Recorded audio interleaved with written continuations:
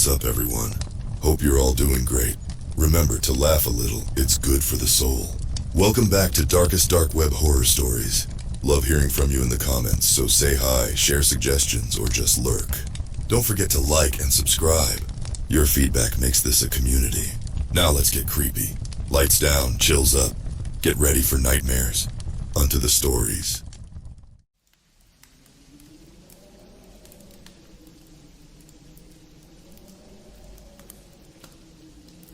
I've got to warn you, this isn't some feel-good tale about a starving artist making it big.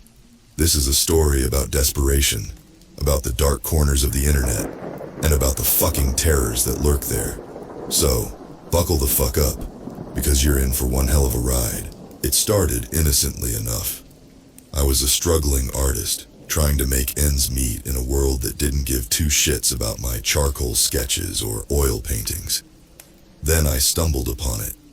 The deep web, a place where people would pay top dollar for anonymity, for discretion. I started accepting commissions. The stranger the better, as long as the price was right. The first request was odd, but lucrative. A portrait of a woman, but the reference photo was grainy, like it had been taken from a distance. The woman's eyes were empty, devoid of any emotion. But I didn't give a shit. I sketched her, captured her hollow gaze and sent it off. The payment hit my account and I thought I'd struck gold. But then, the weird shit started. The bad luck. I'd wake up to find my canvases slashed, my brushes ruined. I'd hear whispers in the night, feel eyes on me when I was alone in my studio. I shrugged it off, blamed it on the stress, the paranoia of living in a shithole neighborhood. The requests kept coming. Each one stranger than the last. A man with a twisted smile, a child with tears streaming down her face, a group of people with expressions of pure terror. Their eyes, all blank, like they'd seen some unspeakable horror. I'd sketch them, send them off, and each time, the bad luck would intensify. I started to fear the deliveries, but I was in too deep.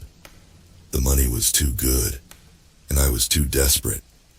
I was a puppet, dancing on the strings of my anonymous clients, and I couldn't cut myself free.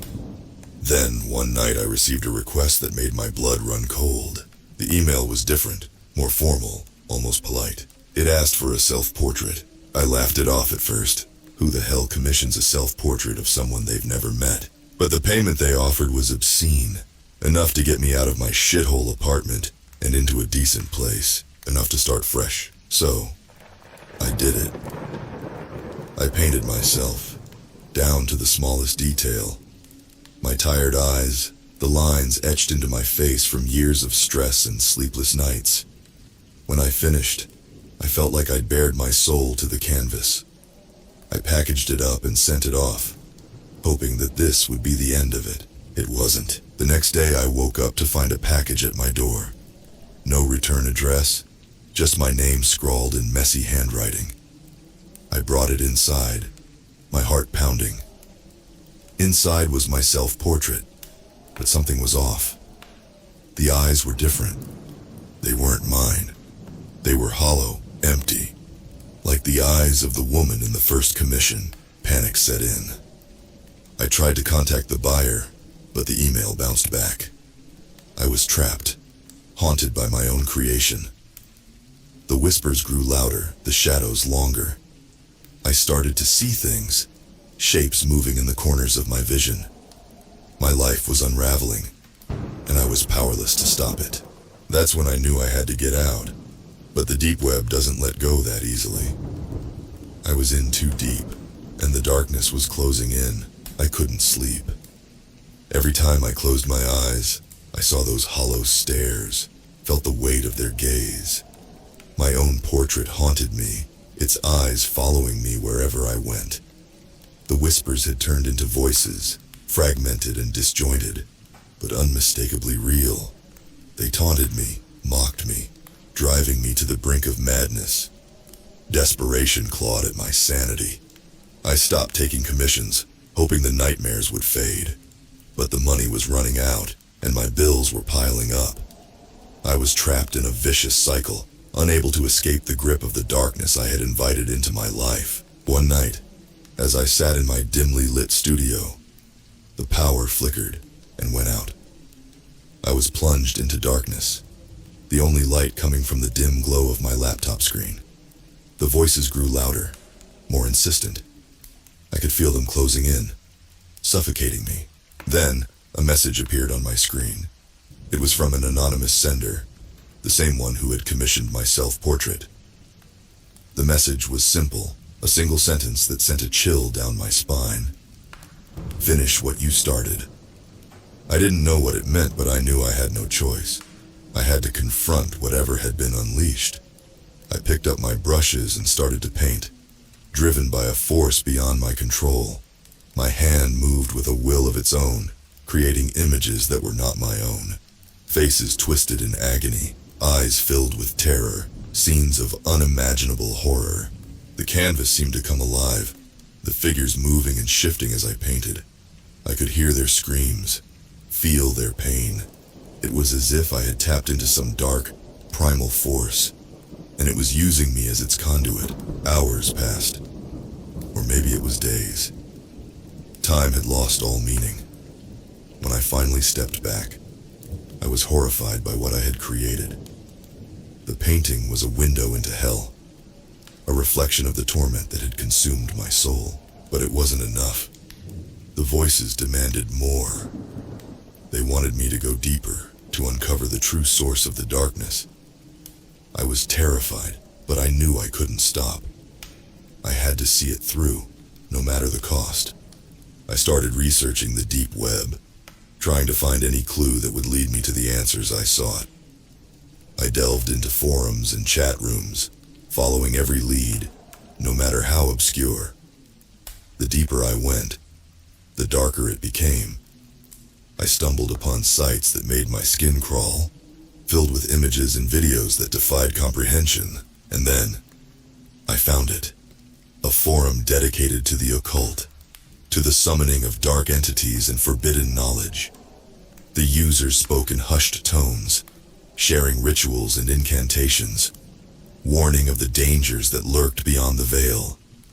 It was here that I found mention of the Hollow Ones, ancient beings that fed on fear and despair. They were the source of the darkness that had consumed my life, the reason for the hollow eyes in my paintings. They had found me through my art, using my talent to manifest in the physical world. And they weren't going to stop until they had consumed every last bit of my soul. I knew what I had to do. I had to confront the Hollow Ones, to face the darkness head on. It was the only way to break free from their grasp. But I was scared, more scared than I had ever been in my life. Because I knew that once I crossed that threshold, there would be no turning back. Armed with the knowledge I had gleaned from the dark corners of the internet, I prepared myself for the confrontation. I gathered the necessary materials, candles, chalk, a ceremonial knife, and a book of ancient incantations.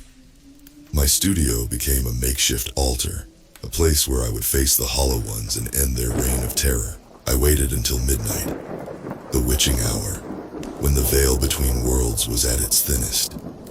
The air was heavy with anticipation, and the voices were louder than ever, a cacophony of whispers that threatened to drive me mad.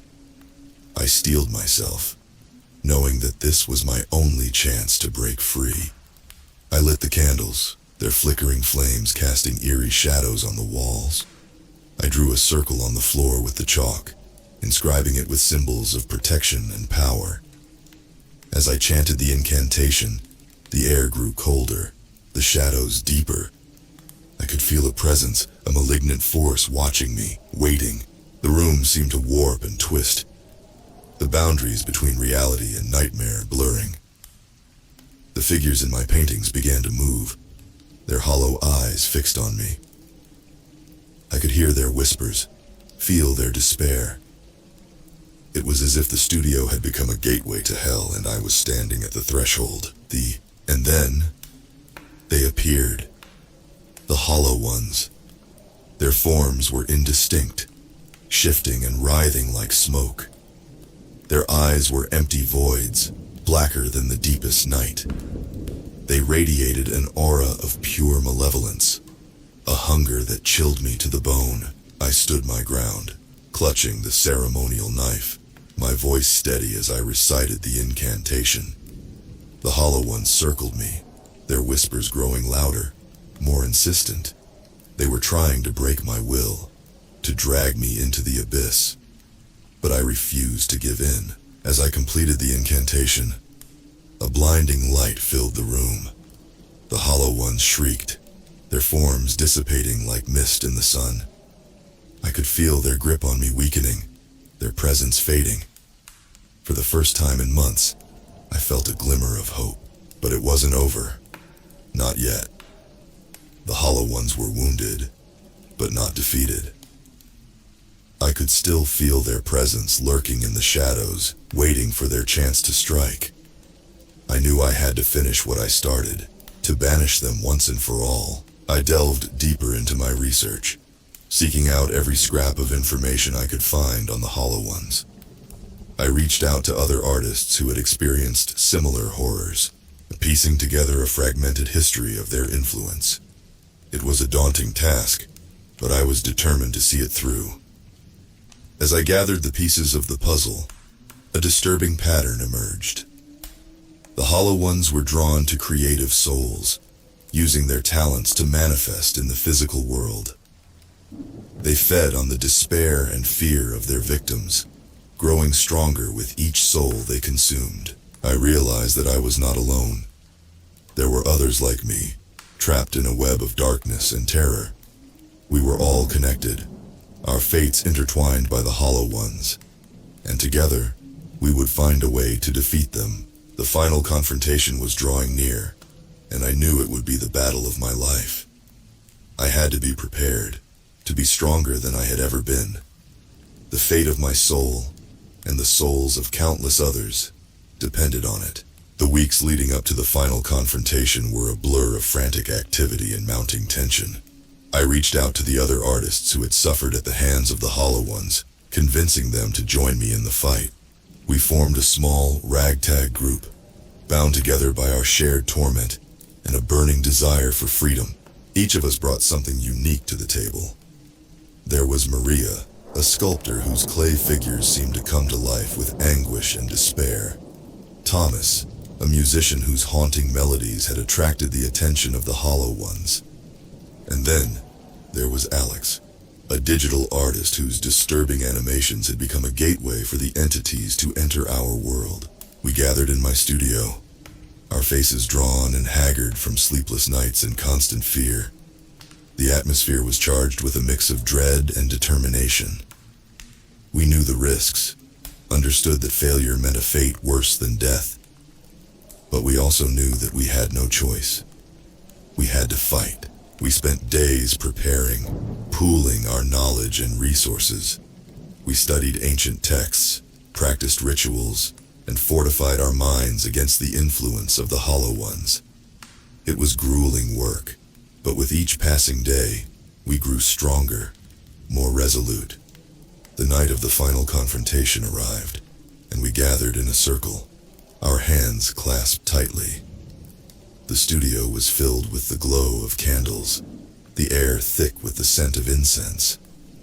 We began the ritual, our voices rising in unison as we chanted the incantation that would summon the Hollow Ones. The air grew colder, the shadows deeper. We could feel the presence of the Hollow Ones, their malevolence palpable. They materialized before us, their forms shifting and writhing, eyes like voids that seemed to suck in all light. We stood our ground, drawing on the strength we had built together. The Hollow Ones circled us, their whispers a cacophony of despair and malice. But we were ready. We had prepared for this moment, fortified our minds and spirits against their influence. As we continued the incantation, the Hollow Ones grew agitated, their forms flickering and shifting. We could see the strain in their eyes, the desperation. They were not invincible. They could be defeated. Maria stepped forward, her voice strong and clear, as she recited an ancient binding spell. The Hollow Ones shrieked, their forms contorting in agony. Thomas followed with a melody that seemed to cut through the darkness, its purity a stark contrast to the malevolence surrounding us. Alex was the last, his animations coming to life on the walls of the studio, creating a barrier of light and hope that the Hollow Ones could not penetrate.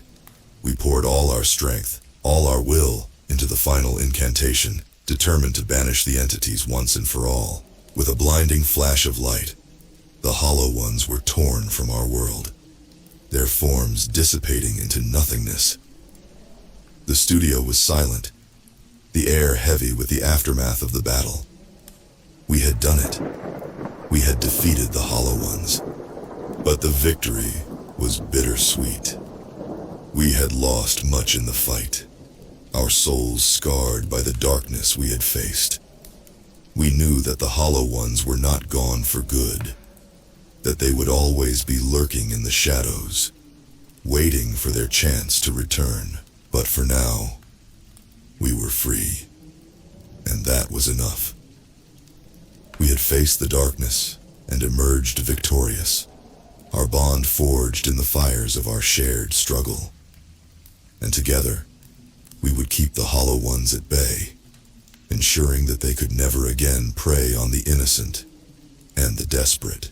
The days following our victory over the Hollow Ones were a surreal mixture of relief and lingering dread. We had won, but the scars of the battle remained. Our once vibrant spirits were dulled, our creativity tainted by the darkness we had confronted. It was a strange kind of peace, one that left us wary and on edge. We tried to return to our normal lives, but nothing felt the same.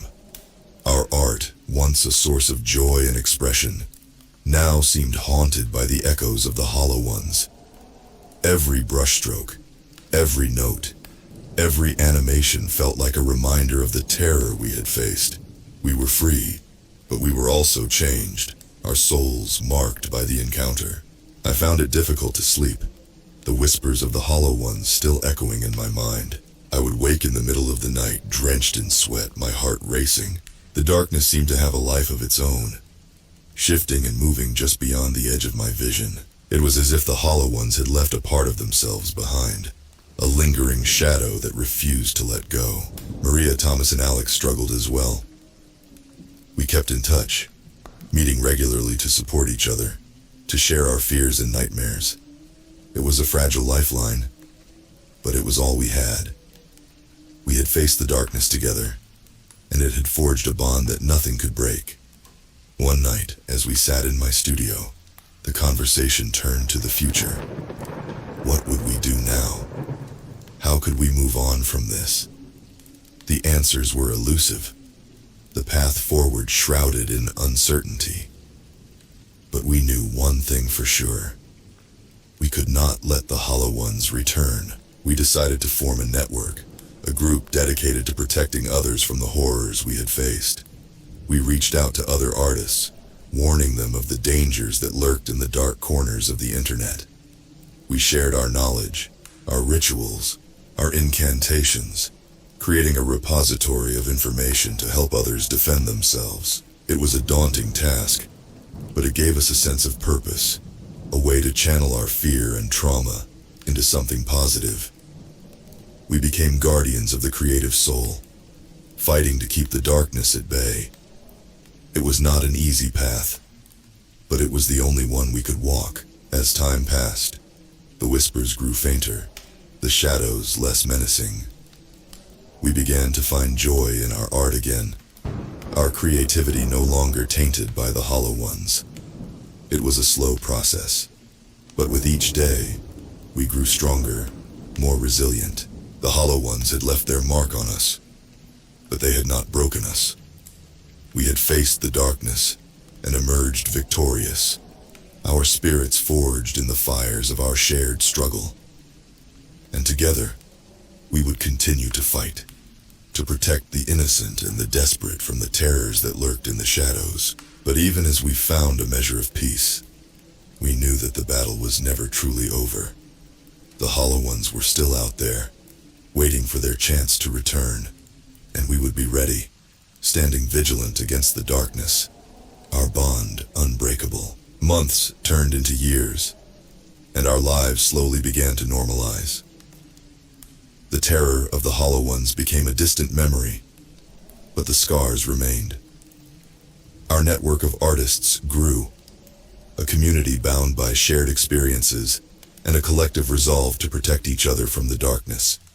I threw myself into my work, finding solace in my art once more. The pieces I created were different now, imbued with a depth and intensity that reflected my journey. My reputation grew, and with it, a sense of fulfillment that had long eluded me. I was no longer just a struggling artist.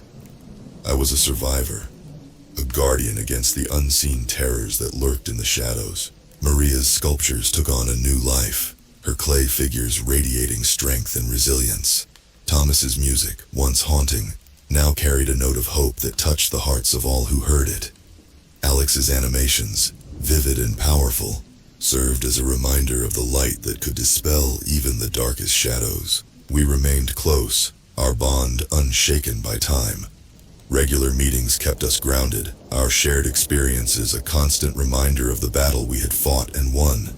The network we had built continued to grow, a testament to our determination to protect the creative spirit from the clutches of the Hollow Ones. But even as we found new purpose, the vigilance never waned. We knew that the Hollow Ones were still out there, waiting for their chance to return. Our community was a beacon of light in the darkness, but we were always on guard, ready to defend against any threat that might arise. One night as I worked late in my studio, I felt a familiar chill in the air. The shadows seemed to deepen, the whispers at the edge of my hearing. My heart raced, memories of the Hollow Ones flooding back. I knew what this meant. They were trying to return. I contacted Maria, Thomas, and Alex immediately. We convened in my studio, our faces grim but resolute. We had prepared for this, fortified our minds and spirits for the inevitable return of the Hollow Ones. We gathered our tools, the symbols and incantations that had saved us once before. As we began the ritual, the air grew colder, the shadows longer.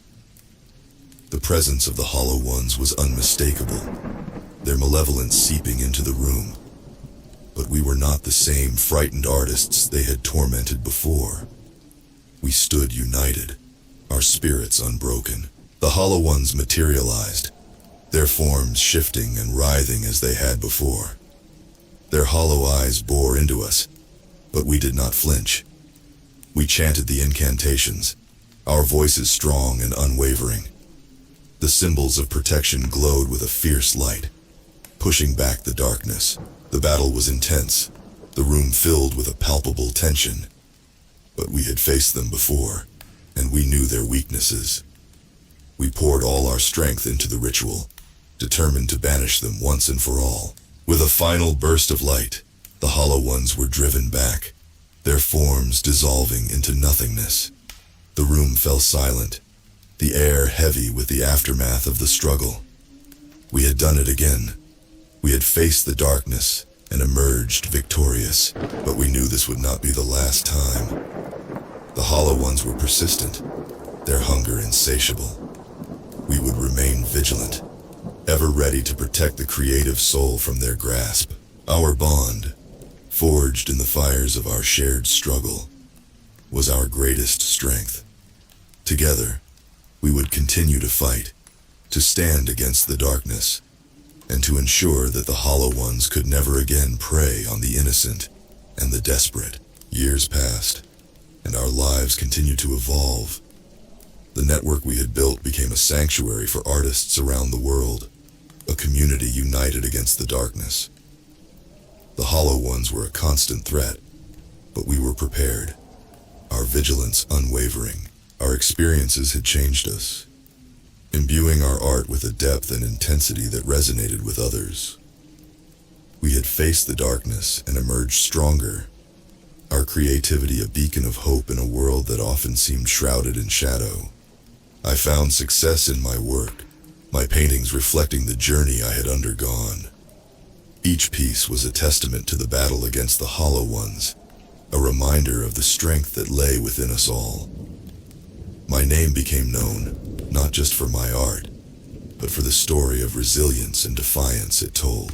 Maria's sculptures were celebrated for their raw emotion and power. Each figure she crafted seemed to tell a story of triumph over adversity, a reflection of her own journey. Thomas's music touched the hearts of many, his melodies a blend of haunting beauty and unwavering hope. Alex's animations became a symbol of light in the digital world, a reminder of the strength and resilience of the human spirit. Our bond remained strong, our shared experiences a foundation that nothing could shake. We continued to meet, to support each other, and to protect our community from the lurking threats. The Hollow Ones were a constant presence, but they could not break us. We were united, our resolve unshaken. The legacy we built extended beyond our own lives. We mentored young artists, sharing our knowledge and experiences, teaching them how to protect themselves from the darkness. We created a network of guardians, each one ready to stand against the Hollow Ones, to ensure that the creative soul could thrive without fear. As I looked back on the journey we had undertaken, I felt a sense of pride and fulfillment. We had faced unimaginable horrors, but we had not been broken. Our art, once a source of fear, had become a beacon of hope and resilience. We had turned our darkest moments into a legacy of strength and unity. The Hollow Ones would always be out there, lurking in the shadows, waiting for their chance. But we were ready. We had faced them before, and we would face them again, standing united against the darkness. Our story was one of resilience, of defiance, of the unbreakable bond between creative souls. We had turned our fear into strength, our despair into hope, and we would continue to fight, to protect the innocent and the desperate, ensuring that the Hollow Ones could never again prey on the vulnerable. In the end, it was not just about survival. It was about creating a legacy of light in a world filled with shadows. It was about standing together, united against the darkness, and ensuring that the creative spirit could shine brightly, no matter how deep the shadows might grow.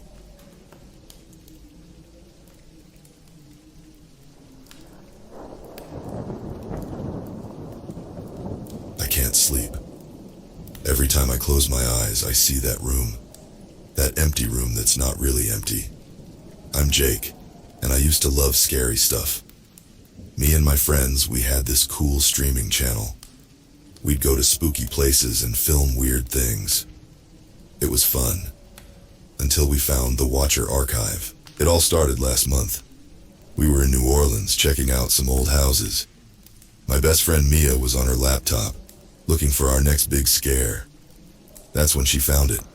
A weird website on the dark web. "Guys, come look at this," Mia said. Her voice was shaky. We all huddled around her screen. There was a live video of a room. Just a normal room. White walls, a bed, a desk, and a chair. Nothing special. But the comments. Oh God, the comments. It's in the corner again. "Did you see its eyes? Please, someone help us." Hundreds of comments like that, all talking about something in the room. But we couldn't see anything. "This has to be fake," said Alex, our tech guy. "Some creepy ARG or something." I wanted to agree, but something felt off. Really off. We watched for hours. Nothing changed in the room. But the comments kept coming.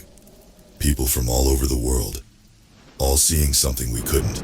That night, we decided to make it our next video. The Watcher Archive. What's really in the room?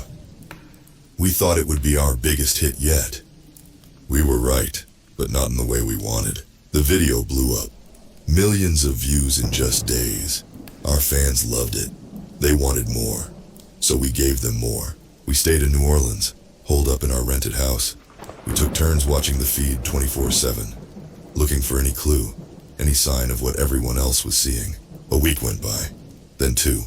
We were tired, cranky, starting to see things that weren't there. That's when it happened. I was on watch at 3 a.m., Everyone else was asleep. I was staring at the screen, my eyes burning. Then I saw it, just for a second. A shadow, moving across the wall. I yelled. Everyone came running, but it was gone. The room looked the same as always. "Jake, you're losing it," Alex said. "We need to stop this." But I couldn't stop. I knew what I saw, and now I had to know more. Little did I know that Shadow was just the beginning. The archive was watching us back, and it had plans. Big scary plans. The next day, weird stuff started happening. Our phones got all glitchy. TV channels mixed up. Even our toaster went crazy, burning everything. "It's just stress," Mia said, but her voice shook. We kept watching the feed. More and more people saw things. They described a tall, dark figure, sometimes in the corner, sometimes right behind the chair, always watching. I saw it again. This time everyone did. It was like a person made of smoke. It moved fast, then it was gone. We posted another video. Our fans went wild. They wanted to help. Some sent us old books about ghosts. Others told us to be careful. One message scared me most. It said, "Stop looking, it sees you now." But we didn't stop. We couldn't. Alex built a program to record the feed. We hoped to catch the shadow thing on video. Days passed. We barely slept, barely ate. The house felt cold all the time, like something was sucking out all the warmth. Then Mia saw something new in the feed. Words on the wall. They appeared for just a second. "Did you see that?" she yelled. We rewound the recording. There it was, in big, messy letters. "Help us." That's when we knew. This wasn't fake. Something real was trapped in that room. And now it knew about us. We had to do something, but what? We decided to trace the feed, find out where this room really was. Alex worked day and night on his computer. "I think I found it," he said after 3 days. "It's coming from Seattle." Seattle, clear across the country, but we had to go. We had to see this room for real. We packed up fast, told our fans we were going dark for a bit. Got on the first flight out. The whole way there I felt watched, like eyes were on me, following me. We landed in Seattle late at night, rented a car, followed Alex's directions to an old part of town. The building was huge, all brick and black windows. It looked empty, abandoned. "This is it," Alex said. His face was pale in the streetlight. We stood there, staring up at the dark building. Something moved in a top window. Just for a second. I knew then. We'd found it. The room was real, and whatever was inside knew we were here. We didn't go in that night. We were scared. Really scared. We found a cheap motel nearby and tried to sleep, but none of us could. In the morning, we made a plan. We'd go in, find the room, and, well, we didn't know what next. But we had to try. We bought some stuff first. Flashlights, walkie-talkies, and a crowbar, just in case. At noon, we went back to the building. It looked even creepier in daylight, all dirty and broken. "Maybe we should call the cops," Mia said. But we didn't. We knew they wouldn't believe us. We found a back door. It was locked, but the crowbar made quick work of it. We were in. Inside, it was dark and dusty. Smelled like old paper and something else. Something bad. We climbed stairs. So many stairs, our legs hurt, but we kept going. On the top floor, we found it. A long hallway with lots of doors. One door was different, newer, with a tiny red light next to it. "That's it," Alex whispered. "That's where the feed's coming from." We all stared at the door. No one wanted to open it. Finally, I reached for the handle. It was ice cold. I turned it slowly. The door opened with a creak, and there it was. The room from the feed. It looked just the same. White walls, bed, desk, chair. But being there felt wrong, like the air was thick, hard to breathe. We stepped inside. The door slammed shut behind us. Mia screamed. Alex tried the handle. It wouldn't budge. "Guys," I said, pointing. There was a camera in the corner. A little red light blinked. We were on the feed now. That's when we heard it. A whisper, coming from everywhere and nowhere. "You came," it said. "We've been waiting." The room got colder. Much colder. Our breath came out in clouds. The shadow appeared, right in the middle of the room. It grew bigger, took shape. It looked like a person, but wrong, too tall, too thin. Its face was just Empty. "Welcome," it said. Its voice hurt my ears. "To the archive." We huddled together, shaking. Not from cold now, from fear. "What are you?" Mia asked. The thing tilted its head, like a dog, but not friendly at all. "We are the Watchers," it said, "and you are now part of our collection." The walls started to move, to ripple, like water. And then we weren't in Seattle anymore.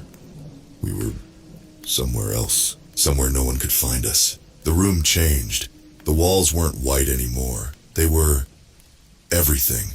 I saw forests, oceans, cities, all moving like a movie.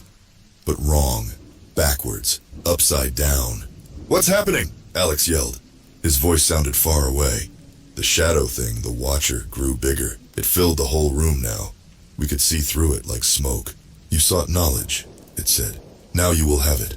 All of it." Suddenly, my head hurt. Bad. Like it was being stuffed with too much. I saw things. Terrible things. Wars. Monsters. Things that shouldn't be real. Mia fell to her knees, crying. Alex threw up in the corner. I tried to close my eyes, but I could still see. Everything. All at once. "Stop," I screamed. "Please."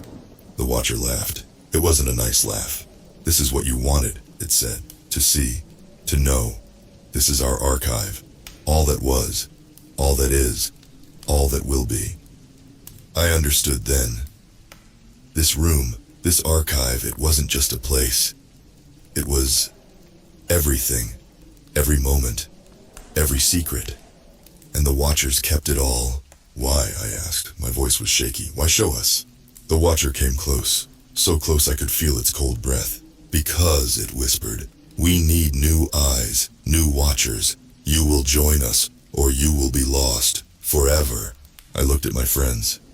Mia was curled up in a ball. Alex was banging on the walls, yelling for help. I knew we had to get out. But how?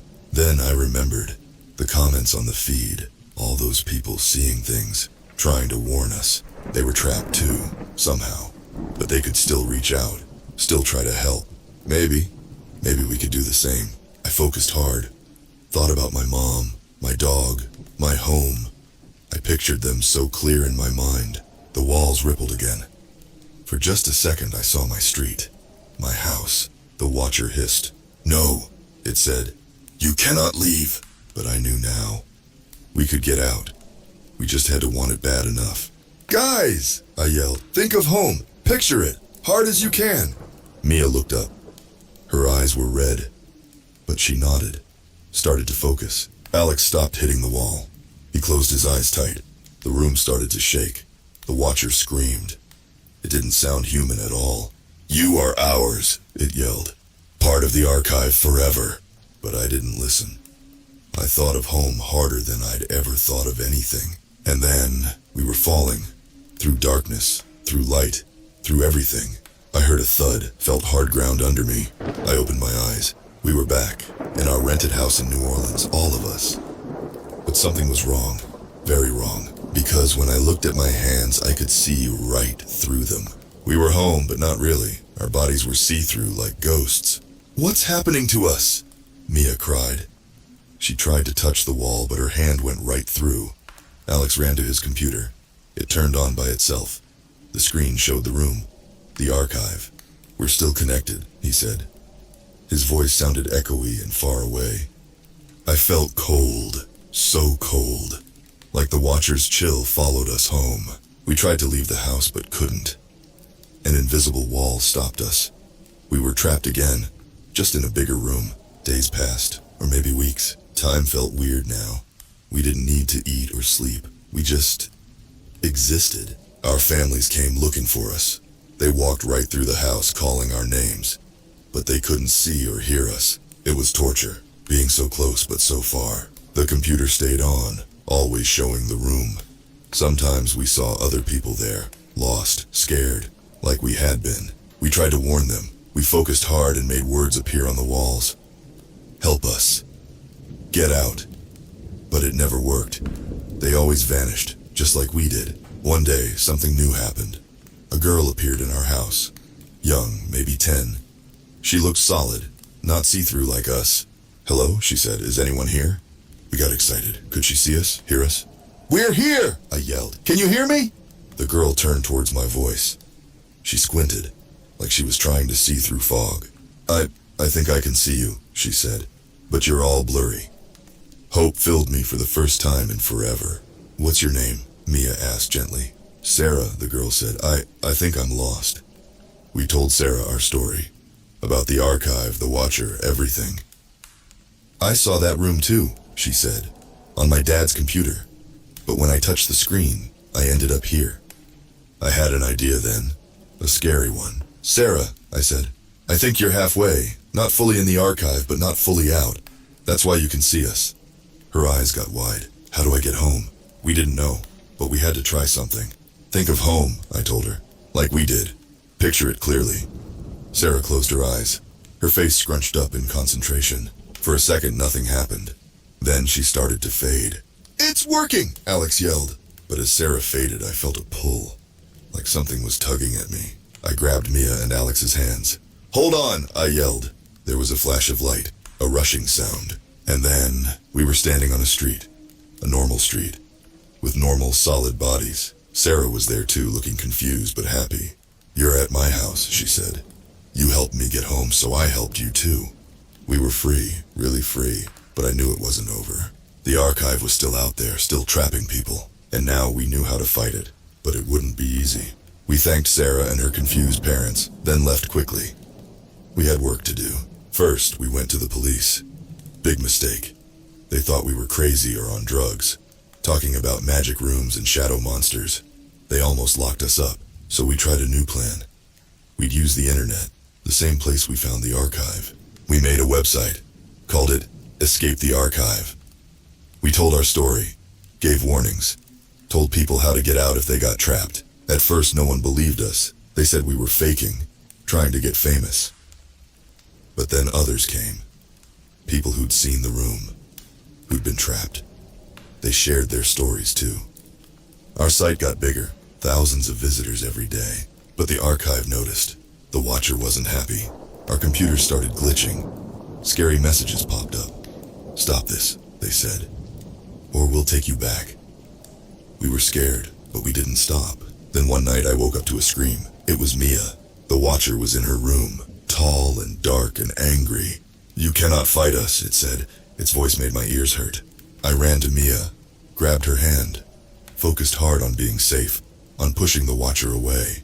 There was a flash. The Watcher vanished, but we knew it would be back. We had to end this, for good. We spent weeks planning, learning. We talked to scientists, computer experts, even some people who knew about magic. We learned the archive wasn't just on computers. It was everywhere. In old books, in forgotten places, in people's dreams. It fed on fear, on secrets, on the dark parts of history that people tried to forget. To beat it, we had to do something big, something scary. We had to go back in. But this time we'd be ready. We set up computers, lots of them, connected them all. Our plan was crazy. We'd overload the archive, force it to show everything at once. No more secrets. It was dangerous. We might get lost again, trapped forever. But we had to try. On a cold night in October, we started. Me, Mia, and Alex, sitting in a circle, holding hands, computers all around us. We focused on the room, on the archive, on all its secrets. The air got thick, hard to breathe. The computers hummed louder, and then we were back in the room. But it was different now. The walls were a storm of images, flashing faster and faster. The Watcher appeared, bigger than ever, angrier than ever. "What have you done?" it roared. I smiled, a small, scared smile. "We're setting them free," I said. "All of them." The room shook. The Watcher screamed. And then everything went white. For a long time, that's all there was. Just white. No sound, no feeling, nothing. Then slowly the world came back. I blinked. We were in our room again. The real room. With our computers. Mia and Alex were there too, looking dazed. "Did it work?" Mia asked. Her voice was scratchy. I looked at the screens. They were all blank. Then one by one they lit up. But not with the archive room. With news sites. Social media. Everything. People were talking. About secrets coming out. About strange visions they'd had. about a feeling that something big had changed. We'd done it. We'd forced the archive open, spilled its secrets to the world. But it wasn't over. As we watched, the screens flickered. For just a second, I saw the room again. And the watcher. It looked smaller, weaker, but still there. "It's not gone," Alex said. "Just different." He was right. We hadn't destroyed the archive. Maybe we couldn't. Maybe it was too big, too old. But we'd changed it, weakened it, and now people knew they could fight back. In the days that followed, things were crazy. People all over the world reported weird experiences. Governments fell as hidden truths came out. It was scary, but also exciting. We became famous. People called us heroes. Others called us villains. We weren't sure what we were. We kept our website going, helping people who saw the room, teaching them to fight back, to stay free. Sometimes late at night I still see the Watcher in my dreams, in the shadows of my room. But it's not as scary now, because I know the truth. We all do. The archive is still out there, still watching, still collecting secrets. But now we're watching back, and if it ever tries to grow strong again, to take people like it took us, we'll be ready. We're the Watchers now, and we're not going anywhere.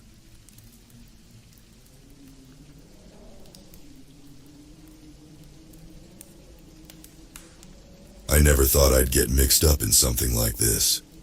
But when you're drowning in debt and about to lose everything, you'll grab onto any lifeline, even if it might drag you under. It all started last month.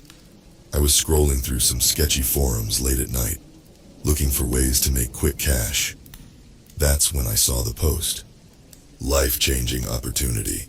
$10 million prize only for the brave. I should have known better, but I was desperate. I clicked the link. It took me to a dark website called The Game. The page was simple, just a countdown clock and a button that said, "Enter." I hesitated for a second. But then I thought about the pile of overdue bills on my kitchen table, the eviction notice taped to my door. What did I have to lose? I clicked Enter. A message popped up. "Welcome, player. The game begins in 72 hours. Prepare yourself." For the next 3 days, I was a nervous wreck. I kept checking the site, but nothing changed except the countdown. When it finally hit 0, my screen went black. Then words appeared. "Round 1, truth or dare, you have 1 hour." A video feed opened up. I saw 5 other people, all looking as confused and scared as I felt. A distorted voice came through my speakers. "Welcome, players. You've been chosen for the game. Follow the rules, complete the challenges, and one of you will win $10 million. Fail, and face the consequences. Let's begin." The first challenge seemed easy. We just had to share our darkest secrets on camera. I told them about the time I stole money from my dying grandma. The others confessed to things like cheating, lying, even hurting people. It was uncomfortable, but we all did it. When the hour was up, the voice came back. "Congratulations on completing round 1. You've proven you can be honest. But can you be ruthless? Round 2 begins now." The screen changed. Now I was looking at a map of my neighborhood. A blinking dot showed my location. The voice said, "Your next challenge is simple. Be the last player standing.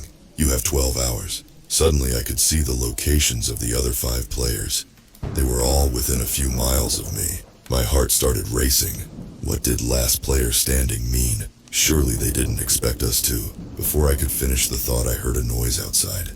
Someone was trying to break in. I grabbed a knife from the kitchen and hid in my closet. The sound of shattering glass made me jump. Heavy footsteps getting closer. The closet door flew open. A man I recognized from the video feed stood there, wild-eyed and holding a bat. "I'm sorry," he said, "but I need that money." He swung the bat. I ducked and stabbed blindly with the knife. He screamed and fell back. There was blood everywhere. I ran. I spent the next few hours moving from place to place, terrified of every sound. The map showed the other players closing in. By the time the 12 hours were up, I was hiding in an abandoned warehouse. Only 2 dots remained on the map. Mine and 1 other. The voice returned. 2 players left. Final round begins now. A new location appeared on the map.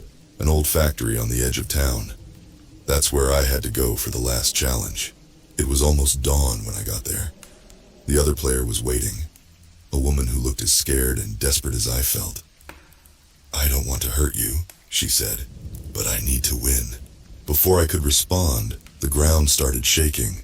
Part of the factory floor opened up, revealing a deep pit. The voice boomed around us. "Final challenge. One player must die. Push your opponent into the pit to win. You have 10 minutes. We stood there, staring at each other. Neither of us moved. "I have 2 kids, the woman said. "If I don't get this money, we'll be on the streets." "I understand," I replied, "but I can't let myself die." She lunged at me. We grappled, getting dangerously close to the edge. I managed to break free and shove her back. She lost her balance. For a split second, I saw the terror in her eyes as she fell. Then she was gone. I collapsed to the ground, shaking. What had I done? The voice spoke one last time. "Congratulations, winner. 10 million has been transferred to your account. The game is over." My phone buzzed. There it was. More money than I'd ever seen. I should have felt relief. Joy. Instead, I just felt numb. I stumbled out of the factory into the early morning light. The world looked different now. Darker. Colder. I'd won the game, but at what cost? That was 2 weeks ago. I've paid off my debts. Bought a nice house. I should be happy. But I can't sleep. Can't eat. Every time I close my eyes, I see their faces. The man I stabbed. The woman I pushed. And worst of all, I'm starting to miss it. The excitement. The rush. Yesterday, I found myself back on that dark web forum. There was a new post. "New game starting soon. 50 million prize. Are you ready to play again?" My hand hovered over the mouse. I knew I should click away. Forget I ever saw it. But some sick part of me wanted to feel that thrill again. To prove I could win one more time. I'm writing this now as a warning. To myself. To anyone else who might be tempted. Don't play the game. No amount of money is worth what it takes from you. But even as I type these words, I know I'm lying to myself. Because the truth is, I've already decided I'm going to play again. And this time, I'll do whatever it takes to win. The new game starts tomorrow. Wish me luck. Or better yet, pray for my soul. I have a feeling I'm going to need it. I leaned back from my computer, heart pounding. I'd done it. I'd signed up for another round of the game. Part of me still couldn't believe it was real. Maybe it had all been some crazy dream or hallucination. But the money in my bank account was real enough. As I waited for the game to begin, I thought back to how this all started. It wasn't just the debt, though, that was a big part of it. It was the feeling that my life was slipping away, one boring day at a time. I'd always dreamed of adventure, of doing something extraordinary. Instead, I was stuck in a dead-end job, drowning in bills with nothing to look forward to. The game changed all that. For the first time in years, I felt truly alive. Sure, it was terrifying, but it was also thrilling in a way I'd never experienced before. And now I had a chance to feel that again.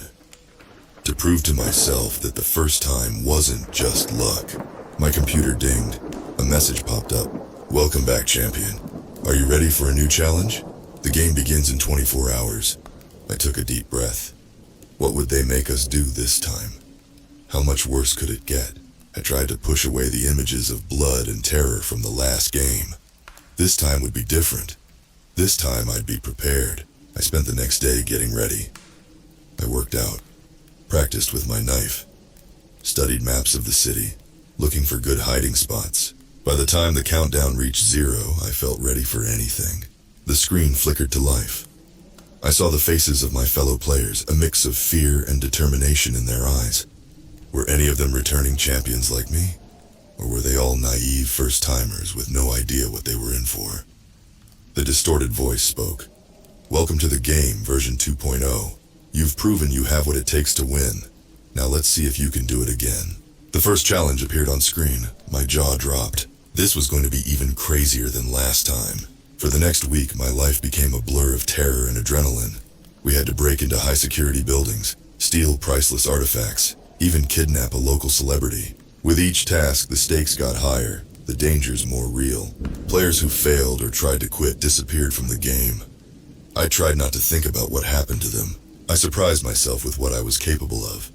Things I never thought I could do became almost easy, but the real shock was how much I was enjoying it. The rush of pulling off the impossible, the thrill of outsmarting the other players. It was like a drug, and I was completely hooked. Finally, we reached the last round. Only 3 of us left. The voice gave us our final task. You must break into the Federal Reserve Bank, steal $100 million in gold. First one to succeed wins the game. You have 24 hours. I stared at the screen in disbelief. This was insane. Impossible. We'd all end up in prison or dead. But a small voice in the back of my head whispered, "What if you could pull it off?" I pushed the doubts aside and got to work. I'd come too far to give up now. The next day was the most intense of my life. Dodging security systems, cracking vaults, nearly getting caught a dozen times, but somehow I did it. I stumbled out of the bank just before dawn, a bag of gold slung over my shoulder. I'd won, again. The money was transferred to my account immediately. More wealth than I could spend in a lifetime. I should have been overjoyed. Instead, I just felt empty. The game was over. Real life seemed dull and pointless in comparison. That's when I realized the game was never about the money. It was about the challenge, the excitement, pushing yourself to the absolute limit. Consequences be damned. I found myself wondering, what would the next version of the game be like? How much crazier could it get? Part of me was terrified by these thoughts, but a bigger part was already looking forward to it. I know I should walk away, go enjoy my millions and try to forget all this, but I also know I won't. I'm in too deep now. The game has changed me, or maybe it just revealed who I truly am. Either way, I can't go back to my old life. I need the rush, the danger, the feeling of being truly alive. So I'll keep playing, keep pushing the limits, until I finally lose. And you know what? I'm okay with that, because it's better to burn out in a blaze of glory than to slowly fade away, right? At least that's what I tell myself to justify the monster I've become. If you're reading this, consider it a warning. The game is real, and it's more dangerous than you can imagine. But if you're like me, if you're willing to risk everything for a chance at greatness, then maybe I'll see you in the next round. Just remember, in the game, there are no second chances, no do-overs. You either win or you die trying. Good luck, you're going to need it. I hit post and leaned back, exhaling slowly. My story was out there now for anyone to read. Part of me hoped it would scare people away from the game, save them from making the same mistakes I had. But another part, the part that had grown stronger with each round, hoped it would attract new players. Fresh blood for the next version. My phone buzzed. A text from an unknown number. "Excellent work, champion. Your story will bring us many new recruits. Are you ready for the ultimate challenge?" My pulse quickened. What could be more extreme than what we'd already done? I hesitated for just a moment before typing my reply. "I'm in. What's next?" 3 dots appeared as they typed a response. I held my breath, equal parts excited and terrified. Finally, the message came through. The fate of the world is at stake. Winner takes all. Losers face extinction. Final game begins in 72 hours. Prepare yourself. I stared at the screen, my mind racing. This was it. The ultimate version of the game. Everything up until now had just been practice. I should have been afraid. Should have deleted the message and run far away. Instead, I felt a smile spreading across my face. At last, a challenge worthy of what I'd become. I cracked my knuckles and got to work. 72 hours wasn't much time to prepare for saving or destroying the world. Win or lose, one thing was certain. After this, nothing would ever be the same again. The final game was about to begin, and I was ready to play.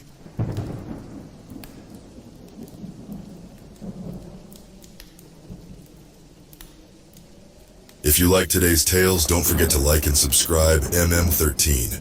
Help MM13 get to 1,000 subscribers.